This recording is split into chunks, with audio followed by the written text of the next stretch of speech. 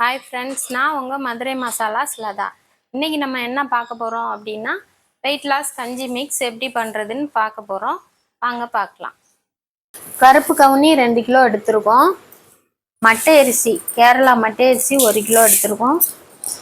1/2 kilo கருப்பு உளுந்து ஊற வச்சு முளைக்கட்டி காய வச்சு வச்சுருக்கோம். கொள்ளு 1/2 கிலோ எடுத்துருக்கோம். அடுத்து ஒன்றா வறுத்து எடுத்துக்கணும். ஃபஸ்ட்டு கருப்பு உளுந்தை வறுத்து எடுத்துக்கிடுவோம். அதுக்கு ஸ்லோ ஃப்ளேம், ரொம்ப மீடியம் ஃப்ளேமாக வச்சு தான் நம்ம வறுக்கணும். ஹையும் இருக்கக்கூடாது, ரொம்ப ஸ்லோவும் இருக்கக்கூடாது. அடுத்து கொல்லை போட்டு வறுத்து எடுத்துக்கிடுவோம்.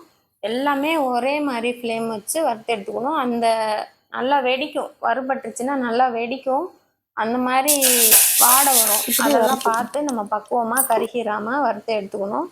அடுத்து மட்டை அரிசி, இது எல்லாமே நாங்கள் கழுவி காய வச்சு தான் நாங்கள் வறுக்கிறோம். கடையில் வாங்கினதை அப்படியே நாங்கள் ப்ராசஸ் பண்ணுறது கிடையாது.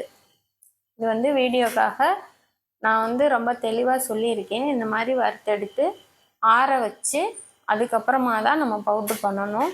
கவுனி அரிசி அதே மாதிரி தான். இப்போ 2 கிலோனா 2 கிலோ ஃபுல்லாக போட்டு வறுக்கக்கூடாது.